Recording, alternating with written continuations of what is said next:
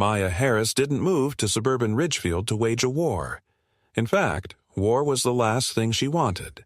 After 15 years working in the state's Office of Energy Regulation, Maya had grown tired of cities, of public hearings, of watching utility companies dance around a legislation like it was a game.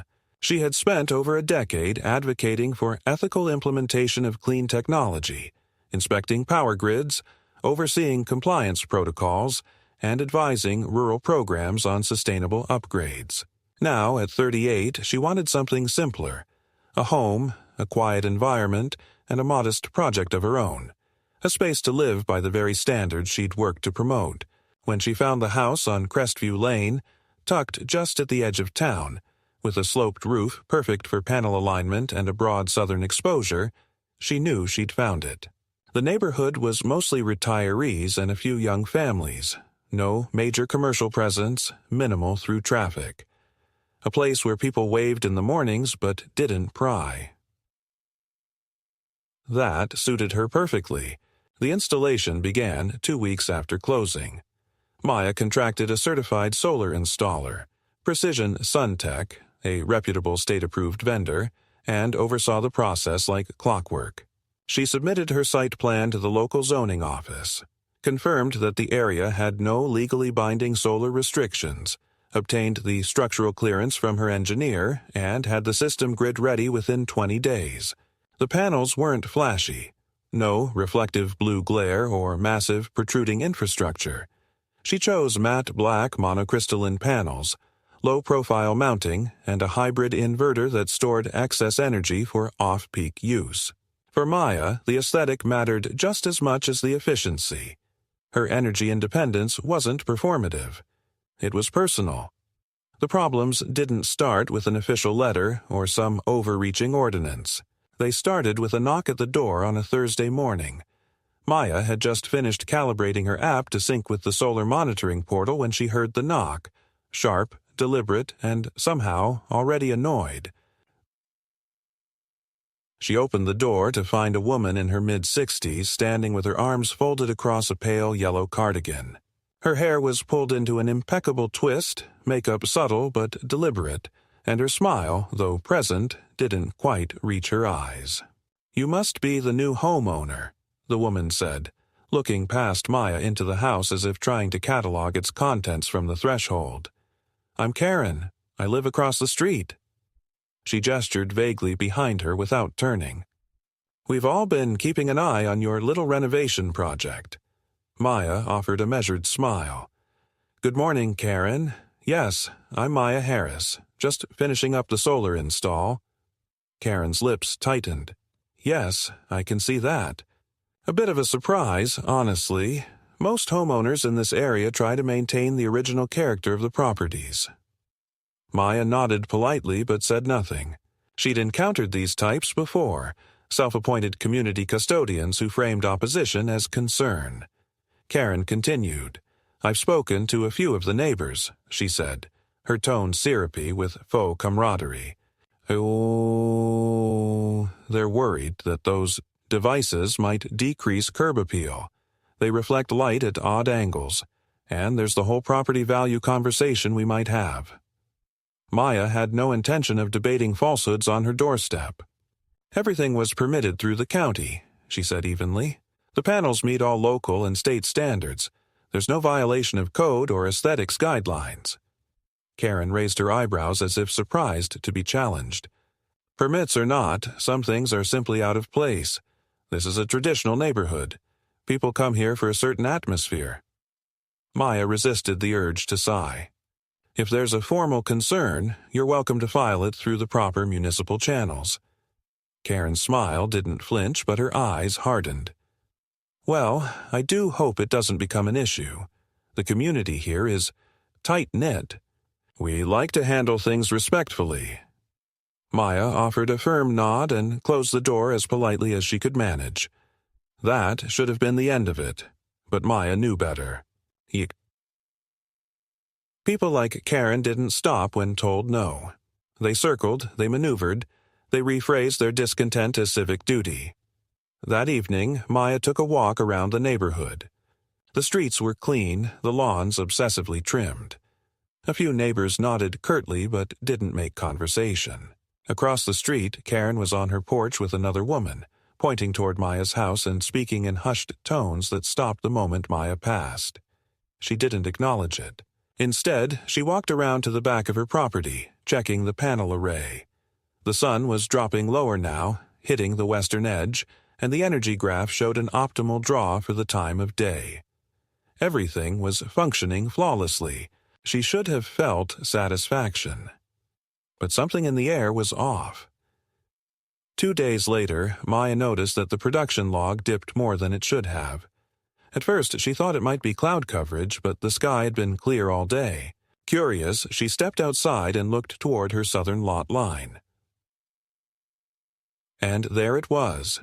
A freshly installed wooden trellis on Karen's side of the property, about 12 feet tall, draped in a thick beige fabric. Ostensibly decorative, but positioned with military precision to block the sun's path during peak hours. Maya didn't need a meter to confirm the shading impact. Her app already showed the dip in generation. It was passive aggression masked as landscape design. And it was working.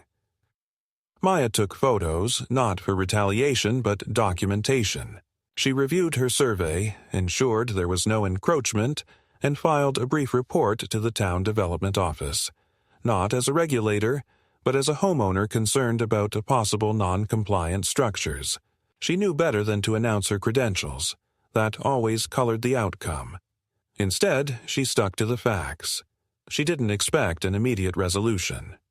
Municipal processes moved slowly, and Karen knew that. The goal wasn't legality. It was pressure.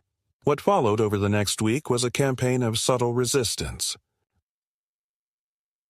A flyer slid into Maya's mailbox about maintaining Ridgefield's traditional aesthetic.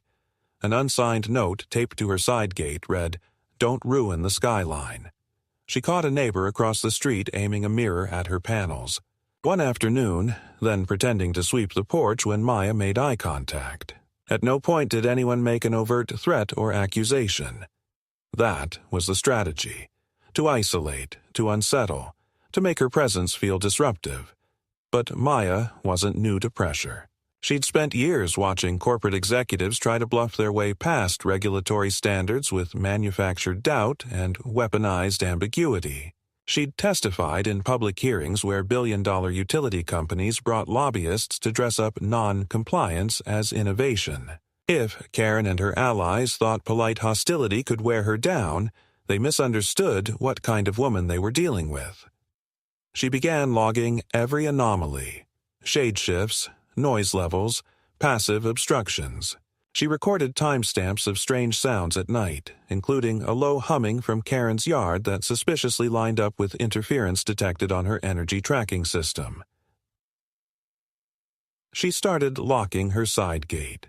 Installed motion lights along the southern fence, not because she felt afraid, but because she knew enough to take signals seriously. And through it all, she said nothing. No retaliation, no angry notes, just quiet resilience. The kind that didn't ask for validation or sympathy.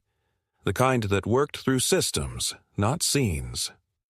Still, she felt the difference each morning when she stepped outside. The way silence followed her. The way conversations paused as she approached. Ridgefield wasn't a community. It was a territory, and she was being marked as the outsider. Not for what she'd done, but for what she represented. Change, autonomy, and a refusal to shrink for someone else's comfort. She hadn't moved here to fight, but if they forced one on her, it wouldn't be the fight they were prepared for. The first official complaint arrived in an unmarked envelope, slipped discreetly into Maya's mailbox, folded once and printed on cheap paper, as though its author had neither the confidence to sign their name nor the decency to be thorough. It wasn't from the city. It wasn't from any registered agency. It was from what the letter vaguely called concerned residents of Ridgefield. The text was a mess of half-truths, citing unapproved construction, unsafe electrical configurations, and a bizarre assertion that solar panels contributed to electromagnetic sensitivity in neighborhood pets. Maya read it once, then again, not out of confusion but out of disbelief at the absurdity of it all. She didn't laugh. It wasn't funny. The language was intentionally couched in vague concern, making it hard to challenge directly but easy to spread among neighbors. She suspected it was Karen's handiwork, but there was no signature, no one to confront, and she had no interest in making accusations without proof. Still, the timing couldn't be ignored. Just a few days earlier, the wooden trellis had been expanded. It now stretched nearly the full width of the property line, and more fabric had been added to the top, cutting sunlight from Maya's panels by nearly 40% during critical morning hours. The Energy app confirmed what her eyes could already see: dips in voltage, inconsistent draw, and increasingly erratic charge cycles in the buffer battery. What had once been a clean, reliable system was now being choked, and the worst part was that it was working. Her storage levels dropped, backup power became less predictable, and the stress on the inverter was noticeable. Maya considered her options carefully. She wasn't going to retaliate, emotionally or legally, without taking every appropriate step first. She documented everything. Not just the changes in sunlight exposure, but the exact coordinates of the new trellis extension, using theodolite readings and time-stamped images. She measured the decibel increase from Karen's nightly garden lighting, which had mysteriously evolved into a low, mechanical whine that ran well past midnight. She gathered incident reports, wrote up a timeline, and submitted a structured report to the Ridgefield Department of Environmental Planning, not as an energy regulator, but as a private citizen following protocol. She attached all relevant permits, energy reports, and a polite summary that noted a significant obstruction was affecting her solar output. No immediate response came, and she didn't expect one. Government offices were slow, and small-town departments even more so, but she also didn't expect what came next. The following week, a large red sticker appeared on Maya's electric meter box. It looked official: bold black font, barcodes, a printed QR code, but it wasn't issued by any agency she recognized. It read, "Warning: Unauthorized energy configuration under review." She scanned the code out of curiosity. It led to a generic document hosted on a private Google Drive, listing fictional municipal codes and a so-called Ridgefield Energy Oversight Task Force, something that did not exist. It was a bluff, but a convincing one. Now Maya understood that the campaign wasn't just passive-aggressive anymore. It had crossed into impersonation. Someone, likely Karen, or someone acting under her encouragement, was forging authority to intimidate her. And not just her. Anyone driving past would see that sticker and assume she was in violation of something. The optics were subtle, but dangerous. It was no longer a neighborly feud. It was reputational sabotage. Maya carefully peeled the sticker off, photographed it front and back, and logged the document link. Then she filed an official complaint with the county supervisor's office and requested a record search for any entity operating under the name Ridgefield Energy Oversight Task Force. As expected, the results came back blank.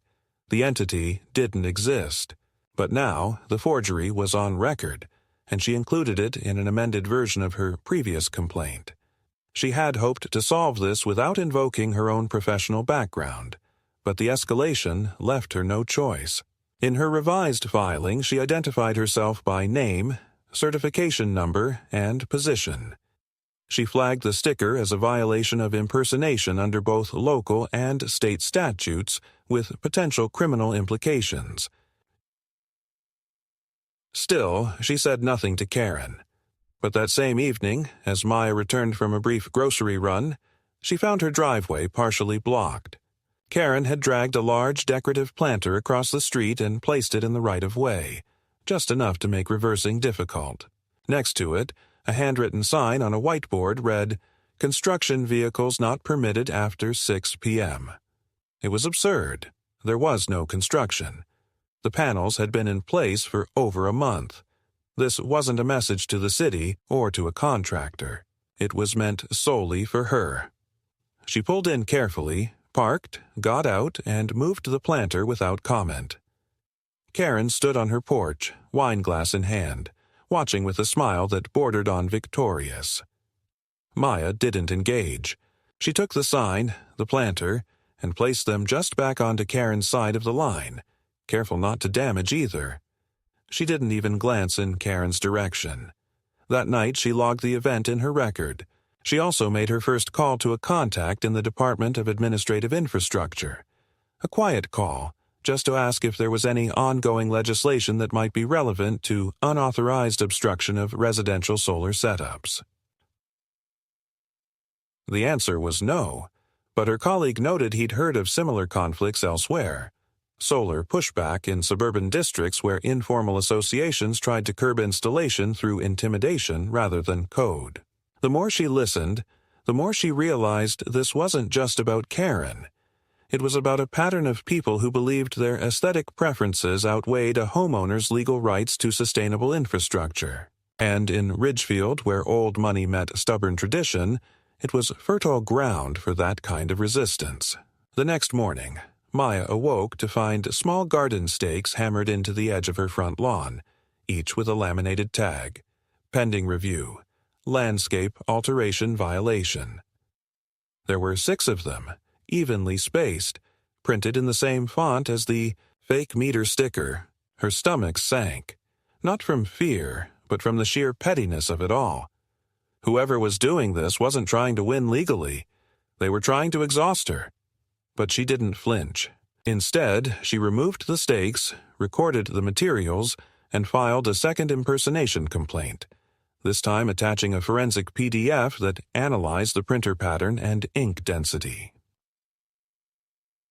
Not her job, not her mandate, but well within her skill set. She forwarded the evidence to the Regional Code Enforcement Office with a request for follow-up. She didn't expect Ridgefield staff to act fast, but she knew the regional office would. Because while Karen might think she was just harassing a stubborn neighbor, what she was actually doing was impersonating regulatory authority against a licensed regulator. And that was a very different fight. The shift from passive sabotage to open hostility happened with such seamlessness that Maya almost didn't register it as escalation at first. It began with small but calculated changes in the physical space around her home. Changes that required effort, coordination, and a degree of shamelessness that bordered on obsessive. One morning, as she stepped outside to inspect the inverter logs, she noticed a new addition on Karen's property. A set of motion-sensitive lights aimed directly at the solar panels. They were positioned at just the right angle to cause glare during early and late daylight hours, cutting into efficiency and interfering with the automatic recalibration cycles her system performed at dusk. The lights weren't decorative, nor did they serve any practical function for Karen's yard. Their sole purpose, clearly, was disruption. Maya stood for a full minute, staring across the hedgerow at the row of industrial-grade floodlights mounted on a makeshift metal frame, and thought, not for the first time, that she was no longer dealing with a neighbor but with someone running a deliberate campaign of attrition. Later that afternoon, a package arrived at Maya's doorstep. It wasn't addressed to her, but to resident. Inside was a printed packet, laminated and neatly bound, titled The Dark Side of Solar Energy: What the Industry Doesn't Want You to Know. It was filled with pseudoscientific claims, unsourced quotes, and grainy images of supposed solar panel fires and system malfunctions. At the bottom of each page, in fine print, was a small web address linking to an unverified blog promoting conspiracy theories about green energy initiatives. Maya didn't need to guess who had sent it. She placed it in her archive box without comment, added the delivery to her incident log, and sent a polite inquiry to the local postmaster requesting clarification on the use of unregistered bulk mail distribution to targeted homes. It wasn't about the package. It was about creating friction, a slow drip of nonsense meant to drain her patience. A few nights later, a neighbor, an older man named Carl, who lived 2 houses down, stopped her while she was watering the side garden. His tone was apologetic, almost sheepish, but his words made her stomach clench. "Listen," he said, "I don't want to get involved, but Karen's been having these little meetings. She calls them garden socials. But really, it's just the same 4 or 5 people, and they sit around talking about your place. Says your panels are illegal, that you've got some kind of corporate agenda. I didn't say anything, but I thought you should know." Maya thanked him, made no show of anger, but once he'd gone, she went inside and sat in the dark for nearly 20 minutes, her jaw clenched, her mind racing. Not because she feared what they were saying, none of it was true, but because she understood exactly what Karen was doing. She wasn't attacking Maya directly. She was undermining her by proxy, creating an atmosphere of suspicion and discomfort designed to isolate her from the community and frame her as a destabilizing presence. The escalation didn't end there. That weekend, Maya returned home from a grocery run to find her side gate wide open. Nothing was missing, and there were no signs of forced entry, but the gate had been latched when she left. She knew that with certainty. The lock wasn't broken. It was simply unhooked, swaying in the breeze like an open invitation. That night, she walked the perimeter of her property twice, flashlight in hand, taking photos of every boundary line, checking the solar hardware, verifying that the battery housing and backup systems hadn't been tampered with. She installed a secondary latch on the gate, then set up 2 discrete trail cameras pointed at the weakest angles of her fence line. The next morning, she found a pile of mulch dumped at the far corner of her yard, just on her side of the property line. No note, no explanation. Just a heap of landscape material she hadn't ordered, and that hadn't been there the day before. It was as if Karen wanted to provoke a reaction without ever doing anything that could be traced back to her explicitly, a kind of psychological warfare dressed up in garden tools and fake smiles. Maya reported the mulch dumping to the Ridgefield Zoning Enforcement Hotline, though she knew nothing would come of it. The town's enforcement capacity was limited, and property line disputes, especially those without physical damage, rarely resulted in action. She didn't expect help, but she documented every call, every report, every filed incident. She knew that the paper trail mattered. If not now, then soon. What broke the impasse was not Karen's behavior, but the first real sign of structural interference. Maya noticed it late one evening while reviewing her system diagnostics. The inverter logs showed 3 consecutive days of voltage fluctuations just outside the normal range. At first, she assumed it was due to the weather, shifting cloud cover, maybe pollen buildup on the panels, but a manual inspection revealed a more troubling pattern. Several of the grounding wires had been tampered with, not severed, not ripped, but partially disconnected and tucked back into place, as if someone had deliberately loosened them to cause intermittent inefficiency without triggering a full system failure. It was subtle, intentional, and unmistakably human. She called in a Level 2 inspection from her installer, who confirmed her suspicions. "This isn't animal damage," the technician said, crouching beside the junction box with a flashlight. "Someone knew what they were doing. They didn't trip the breakers, but they tried to degrade system function gradually. Most homeowners wouldn't have noticed for weeks." Maya nodded, her hands in her pockets. The fury rising in her throat kept firmly in check. "Can you put that in writing?" she asked. He did.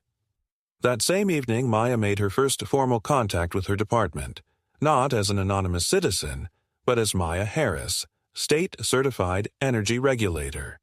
She submitted a preliminary misconduct report through the internal compliance portal, flagged her address as a site of potential infrastructure interference, and requested procedural guidance for non-criminal sabotage cases. She didn't file a police report, yet, but she logged everything. The photographs, the technician's findings, the permit trail, and the fake violation notices. She cross-referenced the data with Ridgefield's public access records, tracking down the permits Karen had pulled over the years, shed modifications, fence extensions, landscape drainage projects. None of it was directly related, but it painted a picture, a pattern. And still, Maya said nothing to Karen, not a word. The final act of escalation, at least for this phase, came one humid Tuesday morning, when Maya stepped out to retrieve her trash bin and found it missing. Not tipped over, not moved. Gone.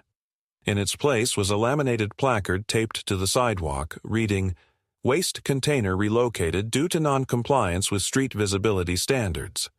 No signature, no authority, just the language of an imaginary bureaucracy posing as enforcement. Maya didn't bother reacting. She walked calmly to the side yard, checked the cameras, and retrieved a full 90-second clip showing a hooded figure, small build, fast movement, wheeling the bin into the back of a dark SUV and driving off. She filed the footage with the sheriff's office. That same day, she received a call from a junior officer who promised to look into it, but whose tone made it clear that property disputes were low priority.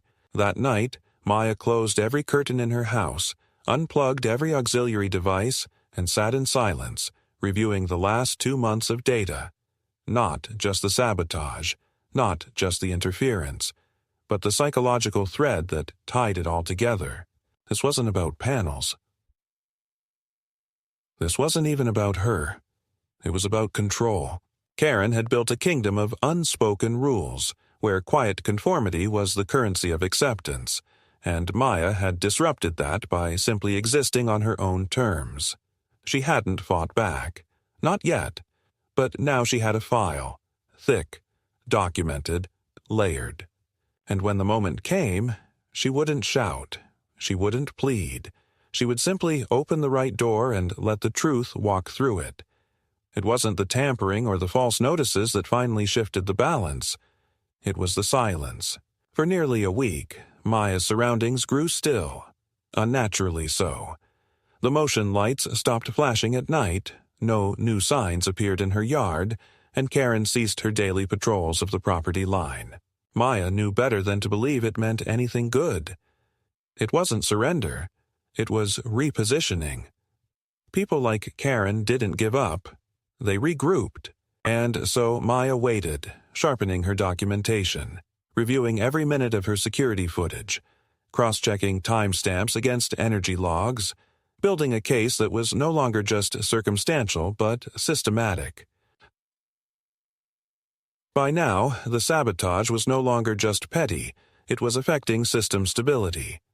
The replacement of damaged grounding wires had stabilized the inverter, but efficiency was still lower than projected, even accounting for shade. That's when Maya decided to bring in a forensic technician, not a contractor, not a friend, but a certified independent auditor from the state's energy compliance program. She submitted the request anonymously through her department's internal referral system, invoking a clause that allowed for private property inspections in suspected obstruction cases involving verified regulatory personnel. Within days, an appointment was scheduled. The technician arrived late on a Wednesday morning, driving a state fleet vehicle and wearing an unobtrusive blue windbreaker with a small seal at the chest. He introduced himself only as Devin, asked no unnecessary questions, and began his survey without small talk. Maya appreciated that. For 3 hours, he walked the perimeter, took solar exposure readings, scanned the panel outputs through a calibrated spectrometer, and measured electromagnetic interference using narrowband detectors. Maya didn't hover. She gave him space, answered questions when asked, and let the process unfold. When he finished, they sat at her kitchen table, where he reviewed his notes with calm precision. "There's consistent interference along the southern axis," he explained, pointing to the readouts. "It's not from your equipment, and it's not atmospheric.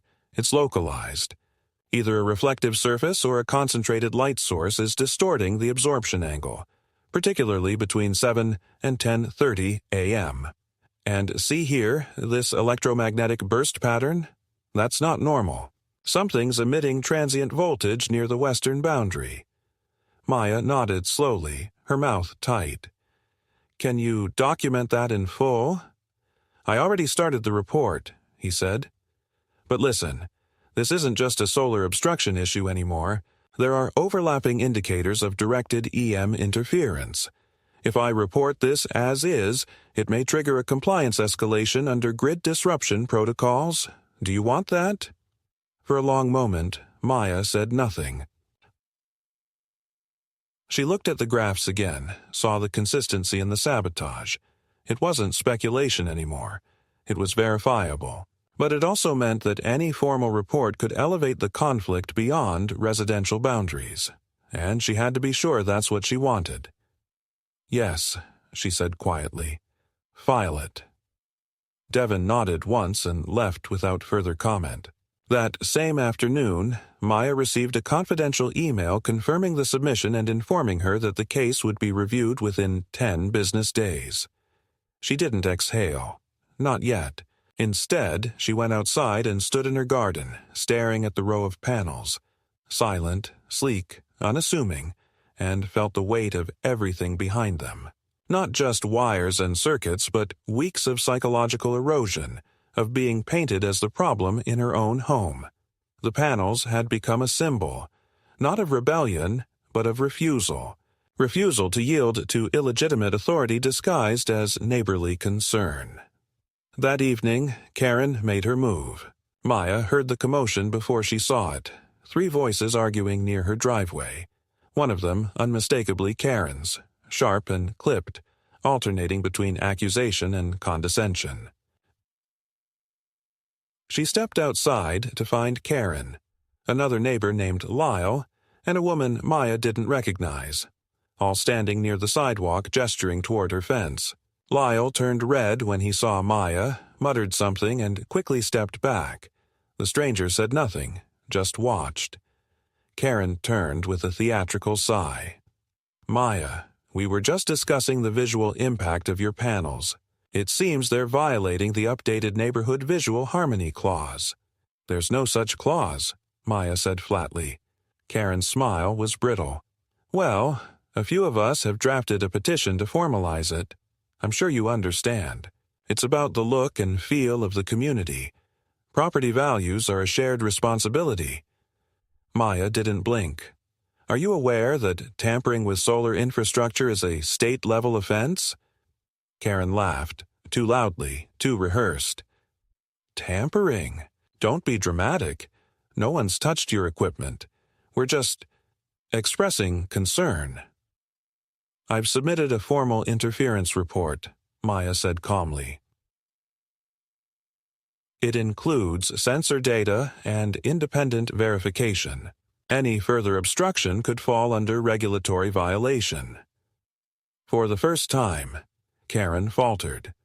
It was brief, half a second, maybe less, but Maya saw the hesitation in her eyes, the flicker of recognition that she might have overstepped. But Karen recovered quickly, smoothing her blouse and offering a smile that didn't reach her eyes.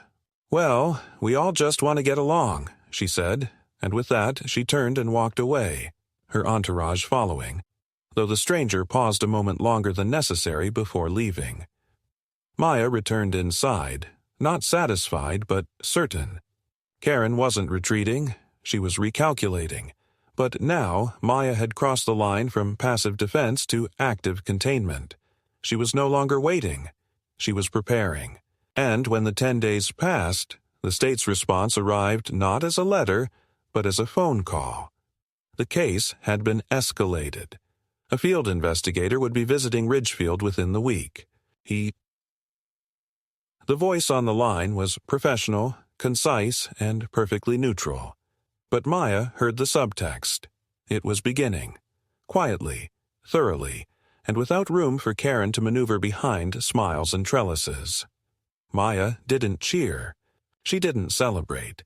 She just opened her incident log, turned to a new page, and wrote one word at the top in neat, steady handwriting. Transition. The investigator arrived on a rainy Thursday morning, dressed in a neutral blazer, not marked by insignias or bold emblems, but the presence he carried was unmistakable. Measured, methodical, and immune to charm.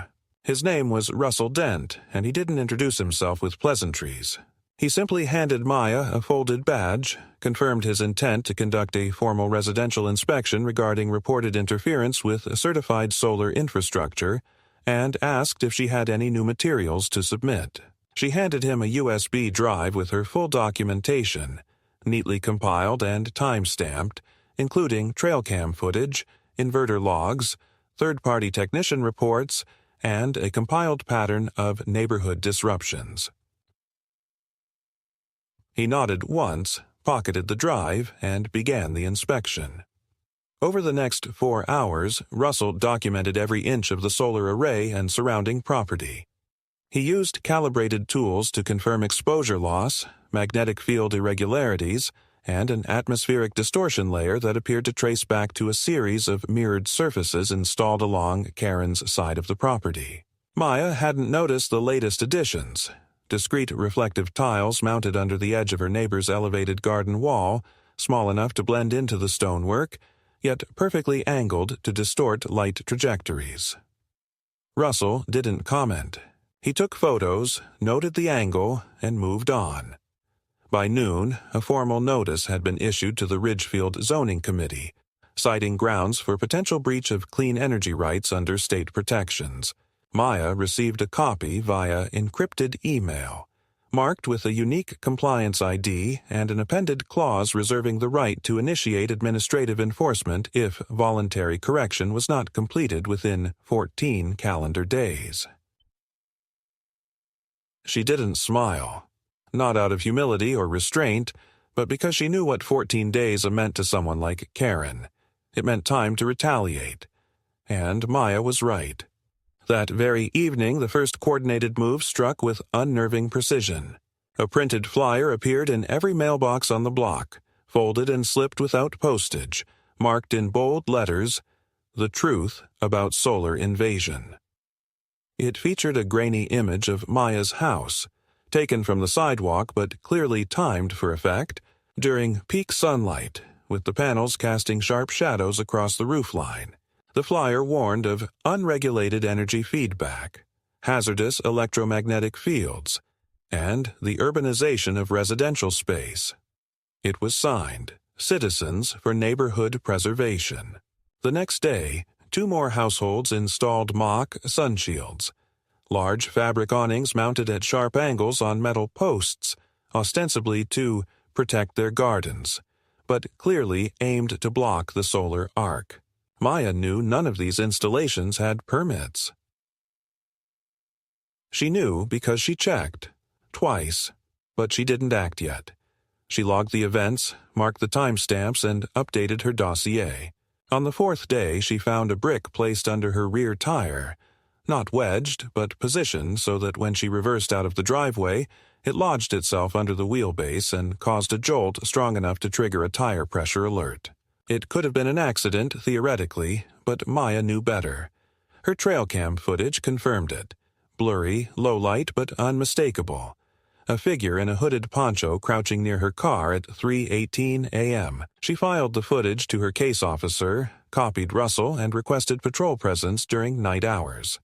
The sheriff's department declined, citing no confirmed criminal activity, but agreed to conduct random drive-bys. Maya didn't argue. She never did. She simply added another page to the log. The 8th day brought more than tactics. It brought spectacle. Karen hosted a community information night at the local church annex, inviting all residents of Crestview Lane to attend a presentation titled Understanding the Hidden Costs of Solar Energy. Maya didn't attend. She didn't need to. A sympathetic neighbor live-texted the entire event, including Karen's opening remarks about unlicensed installations, a fabricated anecdote about a neighbor's cat developing magnetic seizures, and a slideshow showing thermal images, none of which were related to Maya's system. The final image was the clincher, A photoshopped version of Maya's roof overlaid with red warning symbols and an entirely fictional caption claiming her panels had failed a state inspection. Maya didn't laugh. She submitted the transcript to Russell with the subject line, "Community Disinformation Campaign, Escalation Notice." He replied with a single sentence, "Noted, gathering statements." That night, Maya's power briefly flickered, just for a second, but long enough to reset her modem and trip 2 surge protectors. She conducted a manual check and found no faults in her system, but when she accessed the inverter diagnostics, she discovered that an external power surge had been detected, one that originated from the shared utility feed running through the neighborhood conduit. Whether it was accidental or induced, she couldn't prove, but she filed it anyway, knowing that patterns matter more than isolated events. On day 10, the narrative shifted again. A formal complaint was filed to the Ridgefield Department of Public Safety, accusing Maya of operating an unauthorized energy hub and storing hazardous battery chemicals within residential limits. She received the notice at 8:43 a.m., folded under her doormat bearing no official letterhead, but referencing an ordinance number that didn't exist. Maya scanned it, archived it, and sent it to her contact at State Compliance with a note. Falsified public safety notice. Third occurrence of forged citation. Day 11 escalated beyond property. Maya returned from a meeting to find a city vehicle parked in front of her house. A woman in a vest with a clipboard stood by her fence, speaking with Karen, who gestured animatedly toward the solar panels. Maya approached calmly and asked the woman to identify herself. The woman turned, caught off guard, and hesitated before explaining she was responding to a code complaint about unauthorized electrical work. Maya requested the complaint ID. The woman checked her tablet, frowned, and admitted she couldn't find a valid reference number. Maya offered her license number, showed the original permit, and asked if the visit was part of an official inquiry. After a tense pause, the inspector apologized, admitted the call had come in anonymously, and left without entering the property. Karen didn't say a word during the exchange, just stood behind the fence, arms crossed, eyes sharp, mouth closed. It was the 12th day that broke through Maya's composure. She woke to find her mailbox twisted, literally wrenched from its post and rotated 90 degrees, the metal bent at an unnatural angle. Inside was a plastic envelope containing her own printed complaint documents, defaced with red marker and stamped with the words, "We regulate ourselves here." Maya didn't cry. She didn't yell. She documented the damage, submitted a formal vandalism report, and requested a case number. Then she did something she hadn't done yet. She reached out, not to officials, not to departments, but to residents. She compiled a letter, concise and calm, explaining her situation, reaffirming her permits and legal compliance, and offering a clear timeline of events, without accusations or emotional language. She printed 12 copies and hand-delivered them to neighbors, choosing only those she had reason to believe were neutral or uninvolved. She didn't ask for help. She gave information. And it worked. 3 days later, one of the new awnings came down. 2 neighbors greeted her in passing, where before they had looked away. And on the 14th day, Karen tried again, with a full-page article in the Ridgefield Community Newsletter anonymously authored, warning of regulatory overreach and weaponized infrastructure. But this time, the newsletter editor appended a correction at the bottom. State officials have confirmed that the installation in question is fully licensed and operating within legal parameters. That night, Maya sat on her porch watching the rain wash down the steps, the panels above, glistening under the streetlight's reflection. The campaign wasn't over, but the spell was broken. Karen's empire had cracked. And Russell? He called the next morning to inform her that state enforcement had issued a formal order to investigate all unauthorized structural additions on adjacent properties affecting solar functionality. He didn't mention Karen by name. He didn't need to. Maya closed her eyes and allowed herself a rare indulgence. A single exhale of relief, not because the war was over, but because for the first time she wasn't fighting alone. It started at exactly 6:17 a.m., not with a confrontation, not with noise, but with the unmistakable sound of metal snapping under strain. Maya was standing in her kitchen, sipping black coffee and reviewing the latest inverter stability logs, when the noise reached her. Sharp, metallic, like tension releasing. She stepped onto the porch, eyes immediately drawn to the southern fence line where, until the night before, Karen's garden light array had stood. 3 vertical poles supporting mirrored panels disguised as decorative lighting. Now, one pole hung at a diagonal angle, half ripped from the soil, its bracket twisted, its base snapped as if from force or fatigue. The mirrored panel it once held now lay face down in Maya's yard, the metal frame bent inward, its surface cracked. Karen was already outside, barefoot on her lawn, arms flailing, shouting in a voice so high it almost didn't sound human. She was screaming about vandalism, about targeted sabotage, her tone theatrical and urgent, the kind of voice that demanded an audience. But there was no one else outside, just Maya, watching her without speaking, without moving, until Karen finally turned toward her and pointed a trembling finger. "This is what you wanted, isn't it?" she shrieked, the accusation thrown like a stone across the space between them. "You and your inspectors and your cameras and your lies. You think you can take this neighborhood and turn it into a—" She faltered, searching for the right insult. "A laboratory." Maya didn't answer. She didn't flinch. She simply reached into her pocket and pulled out her phone. Not to record, not to retaliate, but to check the timestamp. 6:19.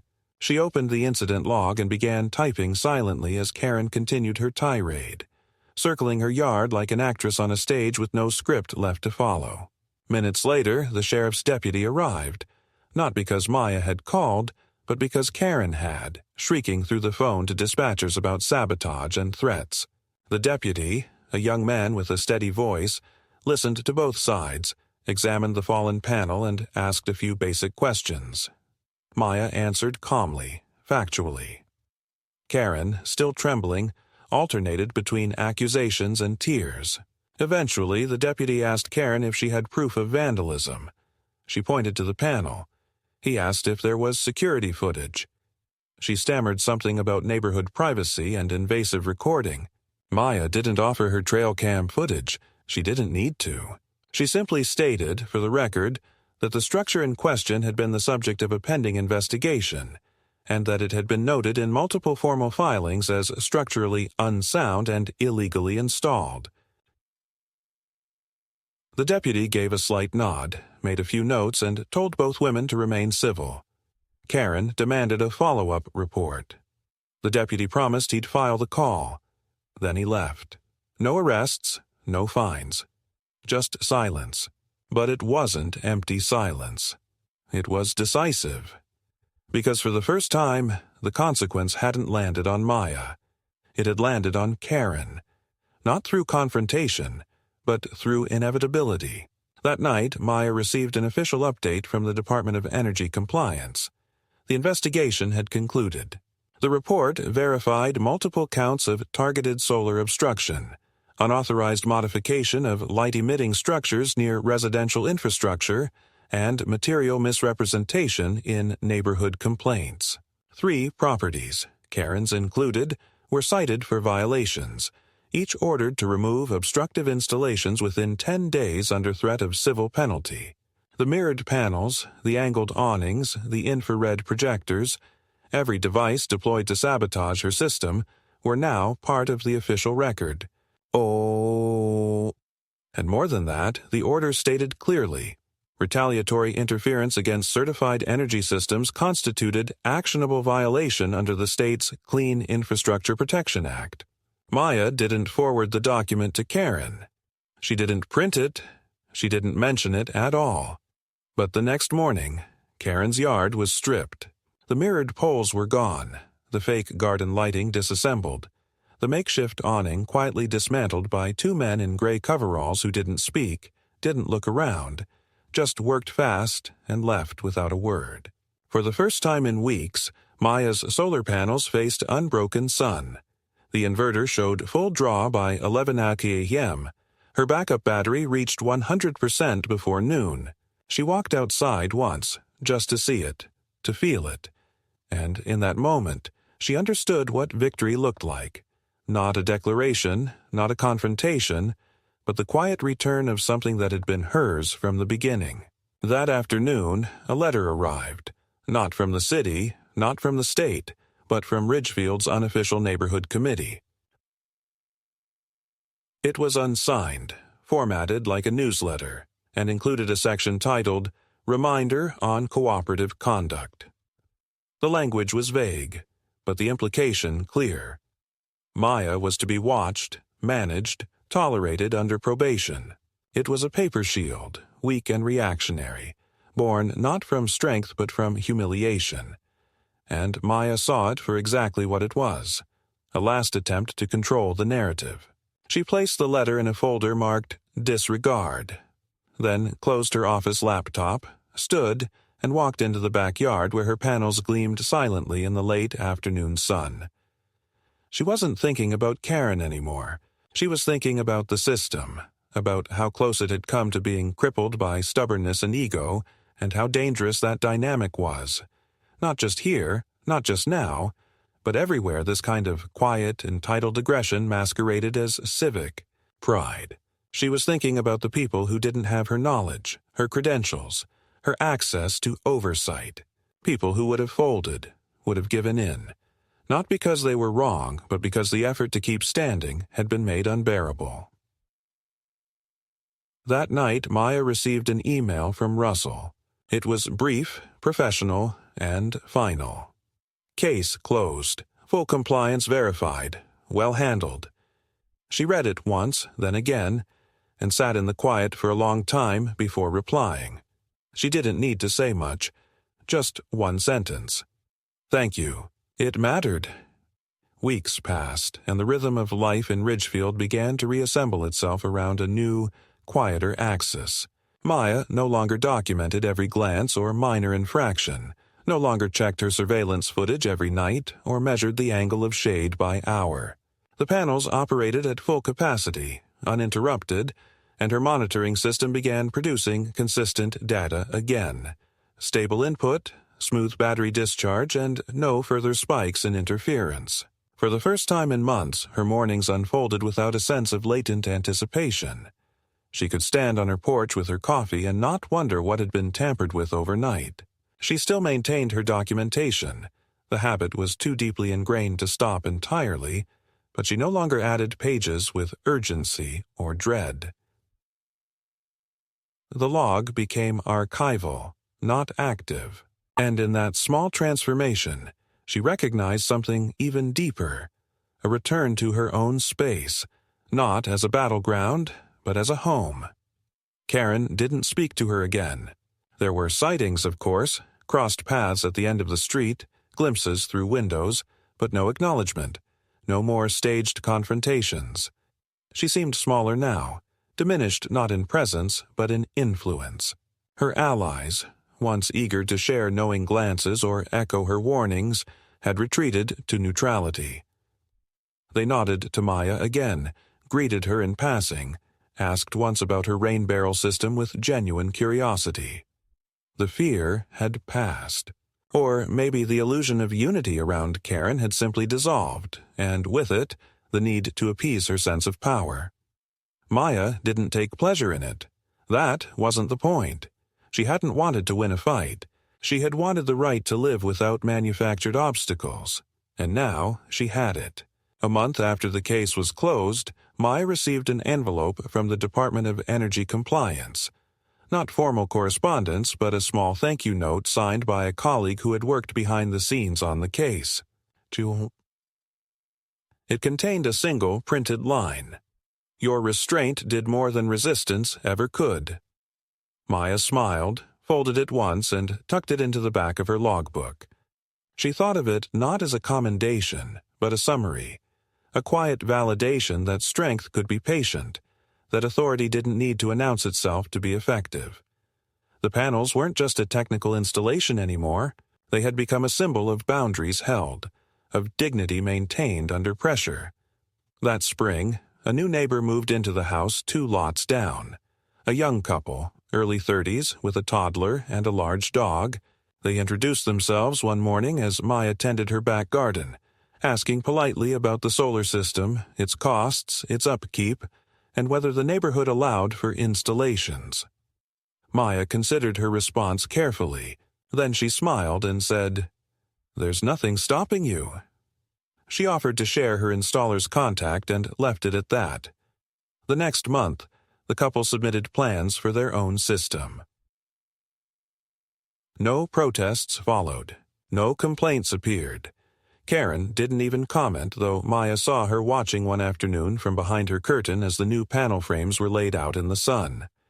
Maya didn't react. She didn't wave. She turned back to her garden, adjusted the trellis holding her tomatoes, and kept working. Peace, she realized, didn't always arrive as a resolution. Sometimes it came as absence, as the quiet after pressure, as the space where something hostile used to live. It wasn't dramatic, it wasn't vindicating, but it was enough. And she had earned it.